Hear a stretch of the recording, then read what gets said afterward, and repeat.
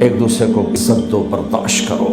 میرے نبی نے فرمایا بہترین مسلمان وہ ہے جو بیوی سے اچھا سلوک کرتا ہو، اور بیوی سے فرمایا میری شریعت میں سجدہ ہوتا تو بیوی سے کہتا خامند کو سجدہ کر۔ بہترین صدقہ اولاد کی تربیت ہے۔ پورا گھر میرے نبی نے نقشہ، ہر ایک کی قیمت بتائی۔ ماں تیرے قدموں تلے جنت، کہ کاش میری ماں زندہ ہوتی، تم دیکھتے میں کیا کرتا، میں عشاء کی نماز کے مصلی پر ہوتا، میں سورۃ فاتحہ پڑھ رہا ہوتا، ادھر سے آواز آتی میری ماں کی محمد، تو میں نماز توڑ کے کہتا لبیک اماں جان۔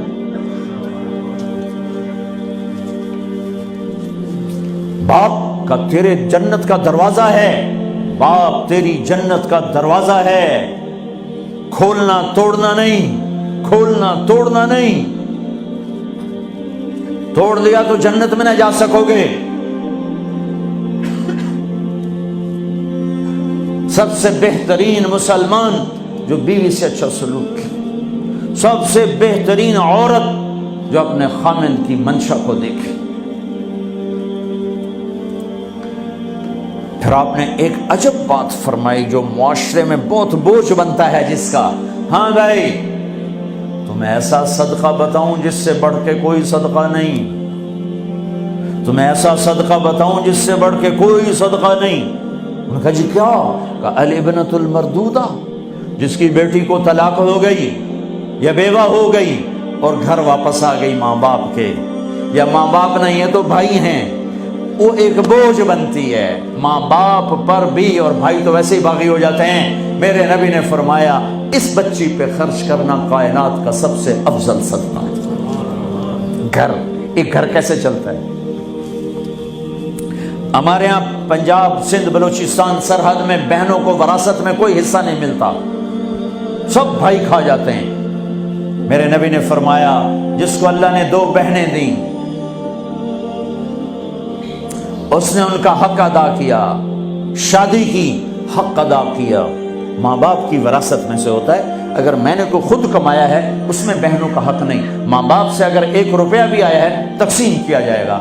جس نے بہنوں کا حق ادا کیا، شادی کی حق ادا کیا، اس پہ جنت واجب ہو گئی۔ جس کو اللہ نے 3 بیٹیاں دی، اس نے ان کی ڈولی اٹھائی، وہ جنت میں میرے ساتھ یوں ہوگا۔ ایک بولے اگر 2 ہوں، کہ جس نے 2 بیٹیوں کی شادی کی وہ بھی ایسے ہوگا۔ اللہ بھلا کرے۔ ایک صحابی کا کہ جس کی 1 ہو، کہ جس کی 1 ہے، اگر اس نے اس کو عزت سے رخصت کیا تو وہ بھی میرے ساتھ ایسے ہی ہوگا۔ پھر کئی بچیوں کو طلاق پڑی ہے کہ اس کو بیٹا نہیں ہوتا۔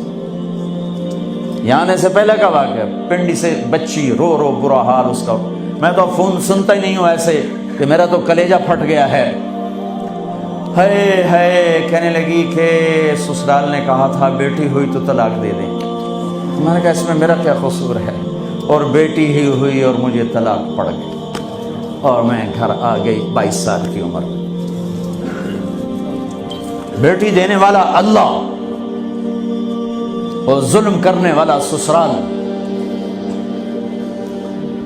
میرے نبی کو اللہ نے بیٹے دے کے اٹھا لیے، قاسم اٹھا لیے، عبداللہ اٹھا لیے، ابراہیم اٹھا لیے، 4 بیٹیاں دی، 3 زندگی میں اٹھا لی، زینب، ام کلثوم، رقیہ، تینوں آنکھوں کے سامنے چلی گئیں۔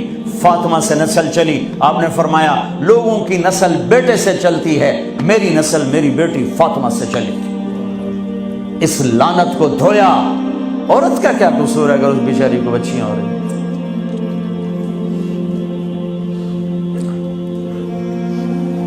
جس نے اپنی بہنوں کو حق ادا کیا، جس نے بیٹیوں کو ڈولے میں بٹھایا، ان کا حق ادا کیا، کہ جنت میں یوں ہو جائے گا۔ بہنوں کو دینا اتنا ضروری ہے، حرام ہو جاتی ہے روٹی۔ میں نے مولانا جمشید صاحب میرے استاد ہیں، میں نے ان سے تفسیر پڑھی۔ میں ایک دن شہد کی بوتل لے کر گیا، پرانی بات ہے 76-77۔ میں نے کہا حضرت یہ ہدیہ ہے۔ فرمایا کہاں سے لائے ہو؟ میں نے کہا میرے اپنے باپ کا ہے۔ فرمایا تیرے باپ نے اپنی بہنوں کو، تیرے باپ نے اپنی بہن یعنی میری پھوپھیوں کو، تیرے باپ نے اپنی بہنوں کو زمین میں سے حصہ دیا تھا؟ یہ سوال کیوں کیا؟ 10 روپے کی شہد کی بوتل تھی اس وقت، کہ اگر دیا تھا تو یہ میں لے لوں گا، اگر نہیں دیا تو پھر یہ حرام ہے، میں نہیں لوں گا، یہ مطلب تھا۔